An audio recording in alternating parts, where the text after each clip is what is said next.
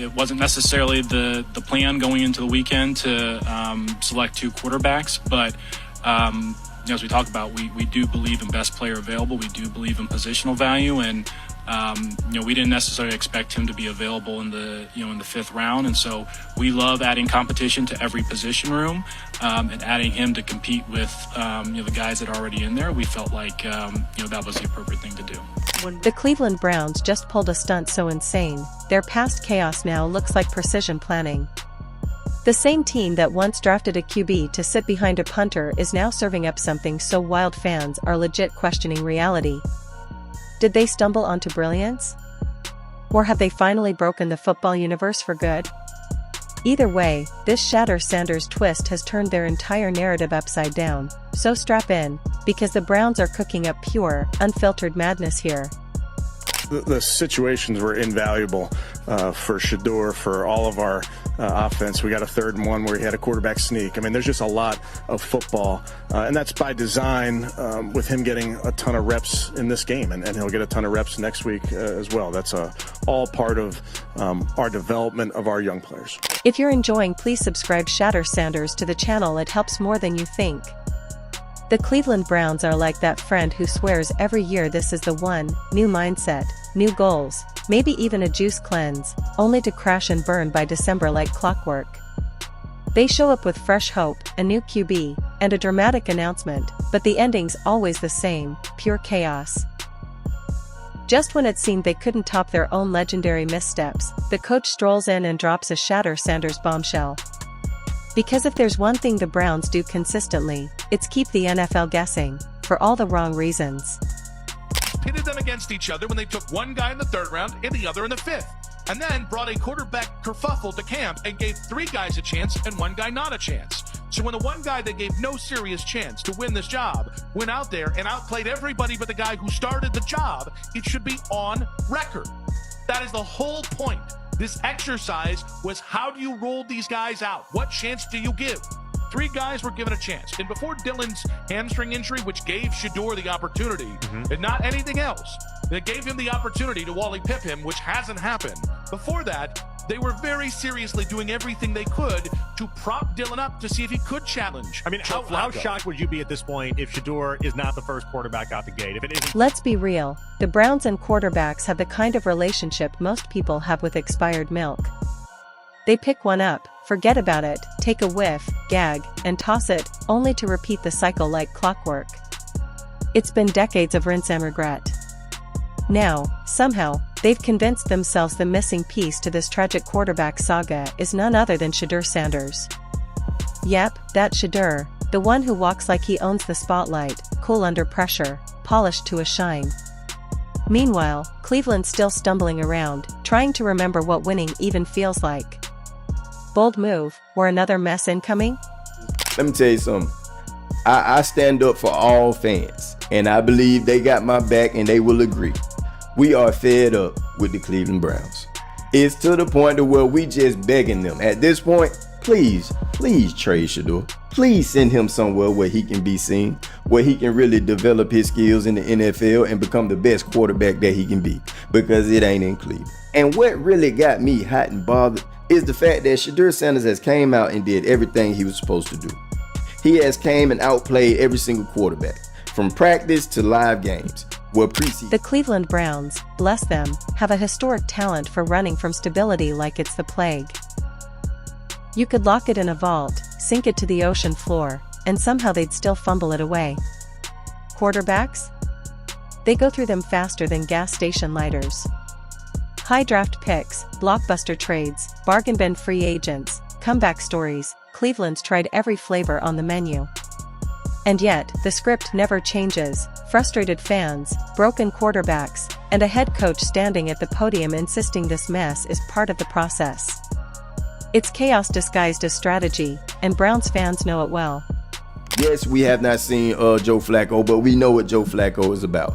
Yes, we have not seen Kenny Pickett, but we all know what Kenny Pickett is about. So at this point, because of that, Shedeur Sanders looked like the best quarterback as of right now. Even with him going out there and doing exactly what he's supposed to do, they still got him at the bottom of the totem pole. So at the end of the day, bro, just go ahead and let the man go. That's just how I feel about it. And I'm pretty sure everybody feel like that at this point. So when word gets out that the Browns coach has made a shocking decision involving Shedeur Sanders, the world collectively tilts its head and says, wait, what?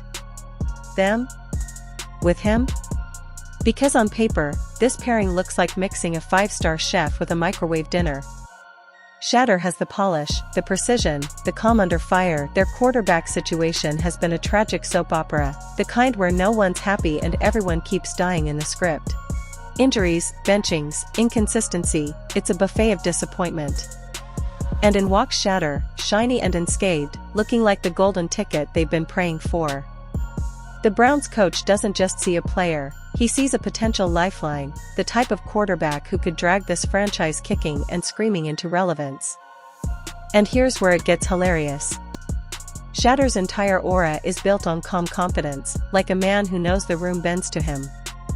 Meanwhile, Cleveland is the room on fire.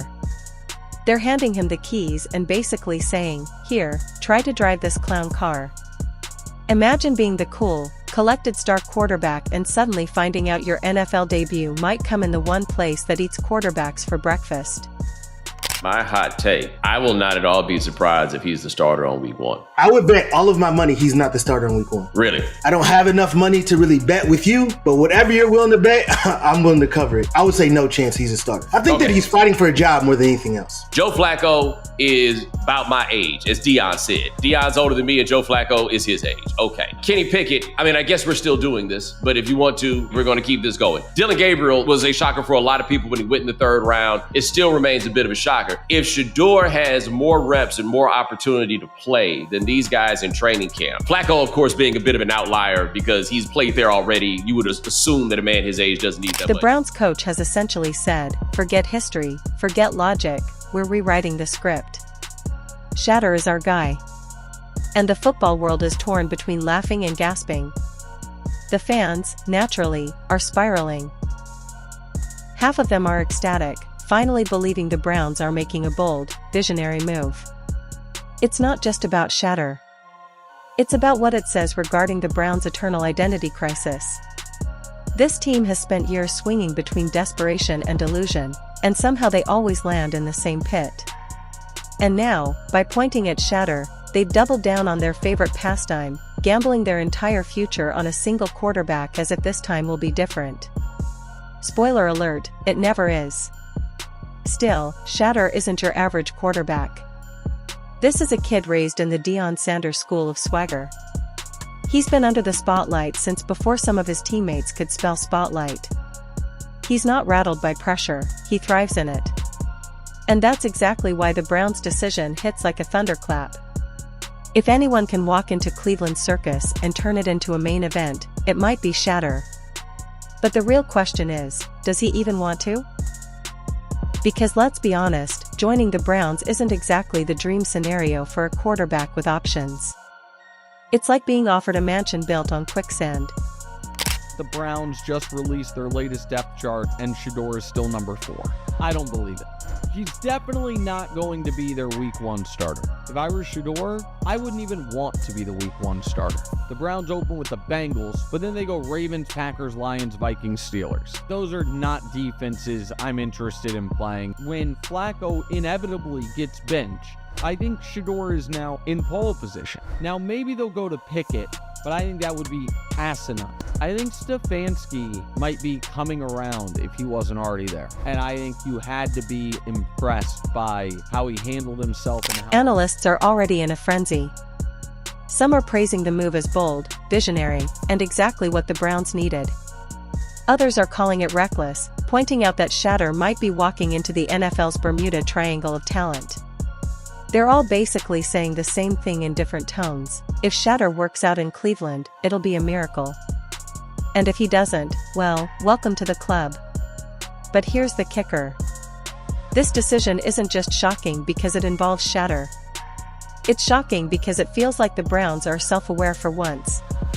Instead of chasing another broken veteran or rolling the dice on a draft pick no one believes in, they've pointed to a rising star with the confidence to maybe rewrite history. Maybe the locker room implodes. Maybe Cleveland finds a new, creative way to ruin another. Quarterback.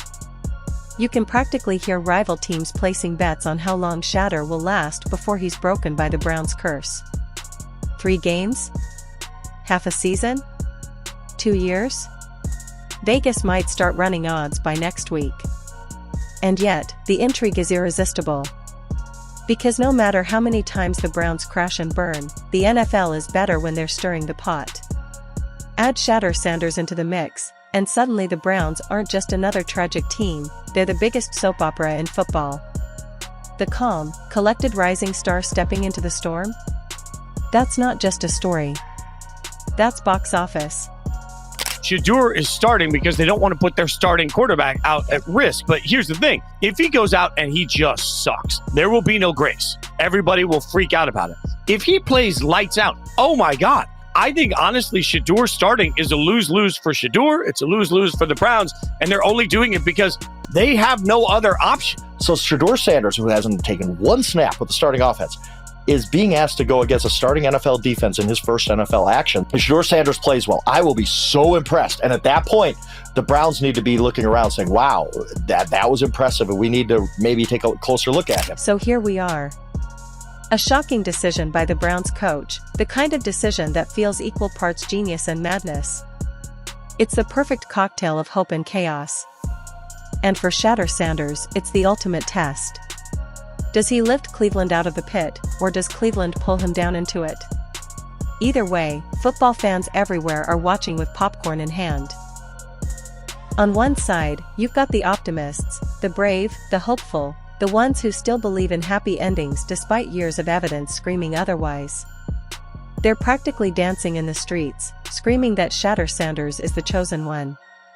This is it, the guy who will finally break the curse, they cry, as if curses in Cleveland are something you just casually snap like a glow stick. And then you've got the pessimists, the realists, the weary souls who've seen too many quarterbacks sacrificed on the altar of Browns football. These people aren't celebrating. They're pacing around their living rooms, muttering like a horror movie character who knows the monster is coming back for the sequel. They've got a list of Browns quarterbacks taped to their fridge just to remind themselves how bad it's gotten, and now they're bracing for Shedeur to become the next unlucky name. Sports talk shows can't get enough of it. One side of the desk is calling this a revolutionary move, the type of bold decision that can reshape a franchise. The other side is clutching their coffee cups like stress balls, pointing out that the Browns have about as much success with quarterbacks as toddlers do with permanent markers. There's so much speculation. Shedeur Sanders can make all of it irrelevant. All of it, including where he was drafted, including being drafted in the 5th round. I get it, he won't get the contract, but he can erase all of this with a great performance in this game. And I get it, people are saying, that's a lot to ask. Well, hold up. I mean, this is what the NFL is about. You have to grab a hold of your opportunities. Tom Brady, I get it, he's the GOAT. Every segment basically comes down to the same question: is Shedeur the savior, or the next casualty in a long line of quarterback obituaries? It's not just football strategy, it's theater. Cleveland has turned into the stage where the NFL's strangest experiments happen. And putting Shedeur Sanders in the starring role is like casting a Shakespearean actor in a reality show. Sure, he's talented, poised, and polished, but does that matter if the production is run by people who keep tripping over the set pieces? The irony of all this is that Shedeur's personality is practically allergic to drama. If there isn't an injury crisis, there's a front office meltdown. Pairing Shedeur with Cleveland is basically throwing a man in a tuxedo into a food fight. And that's why the decision is so shocking. Not because Shedeur isn't talented enough, he clearly is. Not because the Browns don't need him, they desperately do. It's shocking because this is the NFL's equivalent of oil and water. A steady young star stepping into the most unstable franchise of the modern era. Steelers fans are laughing like villains in a comic book. Bengals fans are placing bets on how many weeks it'll take before Shedeur looks like he's aged 10 years. The NFL is built on rivalries, but everyone unites when it comes to roasting the Browns. The Browns wanted Kenny Pickett. to battle 40-year-old Joe Flacco. That's their answer at quarterback. And they drafted Dylan Gabriel in the 3rd round and then put through the Shedeur, the most popular player in the draft, in the 5th round, and they say it's a value pick. When they say it's a value pick, the value is what? You're not giving him a chance to start. You're not. They won't even let him play the ones in practice. What? And now Shedeur's name is caught in the crossfire. But step back for a second, and it's clear why this move has people talking. Shedeur isn't just another quarterback. He's football royalty, raised under the watchful eye of Deion Sanders. He grew up learning swagger, discipline, and how to shine under pressure.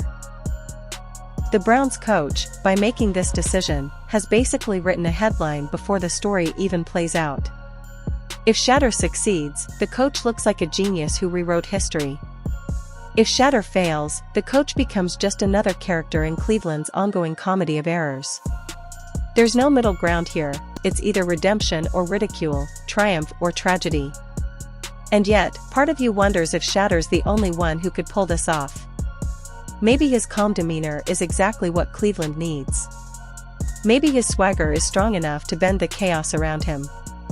Maybe, just maybe, the Browns have finally stumbled into something that works. Dependent on the player.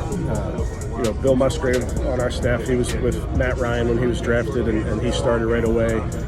We all know Green Bay famously has sat their guys for a year. Mahomes sat for a year. So it's so dependent on the player and the situation, the team that you have.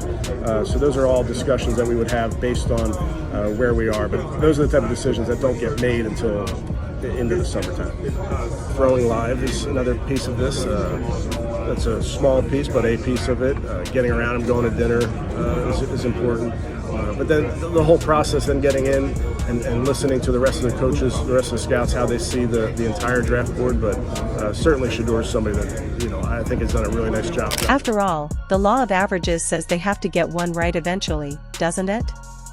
Then again, this is Cleveland we're talking about. The law of averages usually takes a detour when it gets near Lake Erie. Analysts keep pointing out that Shedeur isn't like the quarterbacks the Browns usually ruin. He's not a shaky project or a risky flyer. He's a polished, battle-tested player with a pedigree that screams success. If he fails in Cleveland, it won't be because he couldn't handle the moment, it'll be because Cleveland dragged him down like quicksand.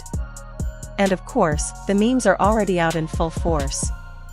Shedeur's face photoshopped into old Browns quarterback jerseys, captions asking how long he'll last before he mysteriously disappears. Clips of Browns fans screaming, crying, and then immediately buying Shedeur merchandise. For once, they didn't settle for the bargain bin option.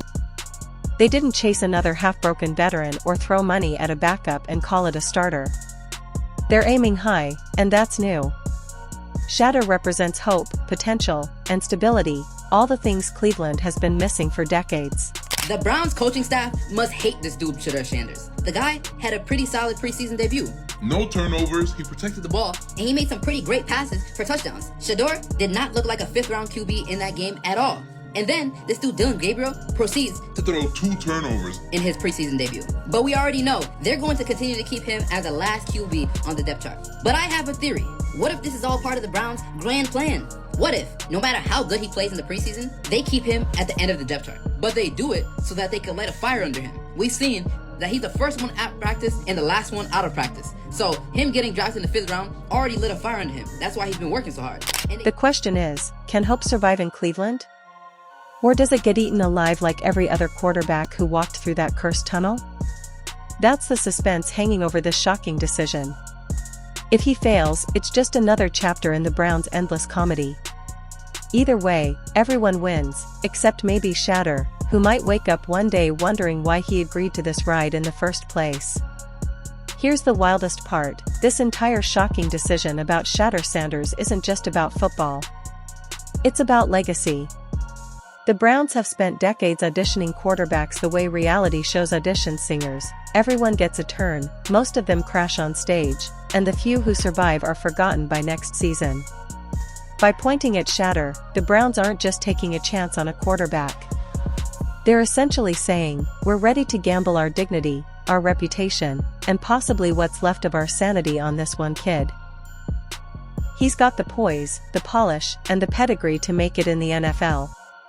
But instead of walking into a stable environment with a proven system, he's being handed the Browns, a team that eats quarterbacks the way vending machines eat dollar bills. Him to be the security blanket, which is what you brought him there for to begin with. You didn't bring him there to lead the Browns. You brought him to be a security blanket in the event that you couldn't find somebody else who could do it. That's why people in Cleveland were looking at it last year. Why the hell isn't he here last year? What the hell you let him get out the door for before you ultimately brought him back after the season he had a couple of years ago? But I do think it's important to bring this one nugget up. I'm looking at the average time to throw for a quarterback last year in the National Football League. Dan, correct me if I'm wrong, but I think it was like at 2.42 to 3.14 seconds, if I remember correctly, based on what I read. Sure. The average time that Shedeur Sanders had to throw the other night was 3.48 seconds. He could rise above it, rewrite history, and finally give Cleveland fans something other than therapy bills. Or he could become another cautionary tale, the guy people bring up in sad bar conversations about wasted potential. And yet, maybe that's what makes this so captivating. Because deep down, everyone knows the NFL needs chaos to stay interesting either way. Popcorn sales are about to skyrocket, because nobody's looking away. The Browns have finally given the world something more entertaining than their usual tragedy, suspense. Shedeur Sanders isn't just walking into Cleveland, he's walking into NFL folklore, and the only question is whether his chapter ends in triumph or a punchline. And if you're betting, history says punchline. But hey, miracles happen. Just not usually in Cleveland.